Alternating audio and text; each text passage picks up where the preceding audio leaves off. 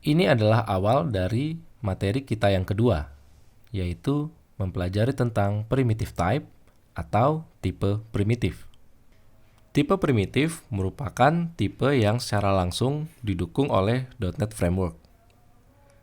Tipe primitif yang akan kita bahas adalah variabel dan konstanta, beberapa tipe primitif dan bagaimana melakukan konversi dari satu tipe ke tipe lainnya, operator, dan bagaimana menggunakan komentar.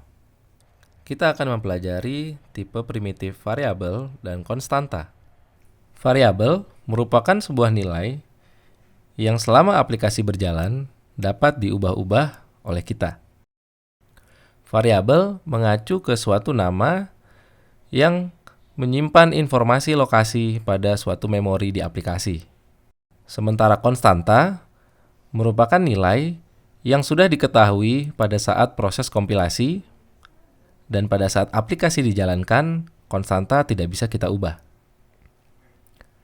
Konstanta digunakan untuk keamanan pada aplikasi kita. Bayangkan kita membuat sebuah aplikasi yang memiliki fungsi matematis, seperti misalnya untuk menghitung luas lingkaran. Untuk menghitung luas lingkaran, kita menggunakan suatu nilai yang biasa kita sebut dengan pi, yang nilainya 3,14.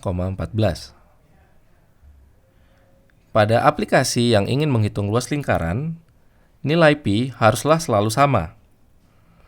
Dan kita tidak ingin secara tidak sengaja mengubah nilai tersebut.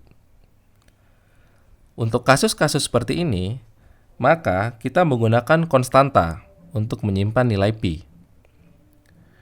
Penggunaan nilai konstanta akan memberikan faktor keamanan pada aplikasi, sehingga suatu nilai yang seharusnya memang tidak diubah, tidak akan diubah oleh aplikasi atau oleh program yang lain. Untuk mendeklarasikan variabel pada C#, kita lakukan dengan menggunakan atau menentukan tipe, identifier atau nama dari variabel, dan diakhiri dengan titik koma. Contoh di sini misalnya kita ingin mendeklarasikan variabel dengan tipe integer, yaitu merupakan tipe primitif yang dapat menyimpan suatu nilai angka mulai dari minus 2 miliar hingga positif 2 miliar. C# adalah bahasa yang case sensitif, sehingga number dengan n kecil dan number dengan n besar pada contoh ini merupakan nilai yang berbeda. Pada saat kita mendeklarasikan sebuah variabel, kita bisa langsung memberikan nilai dari variabel tersebut. Misalnya, integer number sama dengan 1. Jika kita tidak melakukan hal tersebut, variabel tidak akan bisa digunakan sampai variabel tersebut diinisialisasi. Dan jika kita tidak melakukan inisialisasi dan kita mengakses nilai variabel tersebut, maka compiler akan memberikan informasi kesalahan pada program. Untuk mendeklarasikan konstanta, kita mulai dengan keyword const, diikuti dengan tipe, dan identifier. Untuk konstanta, kita harus langsung menginisialisasi konstanta dengan sebuah nilai. Misalnya, const float p, kita beri nilai 3,14. Dan untuk konstanta, tidak akan bisa digunakan kalau nilainya tidak kita definisikan dari awal. Ada beberapa hal yang perlu kita ketahui untuk menentukan identifier atau nama dari variabel atau konstanta. Yang pertama, identifier tidak bisa dimulai dengan angka. Sehingga jika kita ingin menggunakan angka pada sebuah identifier, harus kita ganti dengan representasi kata dari angka tersebut. Misalnya, satu direction menjadi satu direction dengan kata atau one direction. Identifier juga tidak boleh memiliki white space atau spasi kosong. Identifier harus berupa satu kata.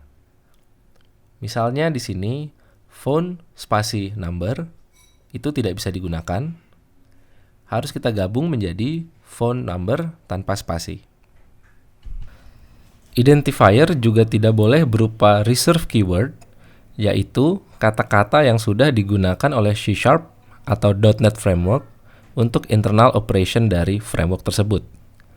Misalnya, kita tidak bisa menggunakan kata int, float, atau string, karena kata-kata tersebut sudah digunakan oleh .NET Framework untuk operasi internal aplikasi. Identifier juga sebaiknya menggunakan kata-kata yang meaningful atau mudah dimengerti. Misalnya, ketika kita ingin merepresentasikan phone number, ketimbang menggunakan PN, lebih baik kita menggunakan kata phone number. Karena kata PN tidak memberikan representasi apapun mengenai objek atau sesuatu yang mudah dimengerti.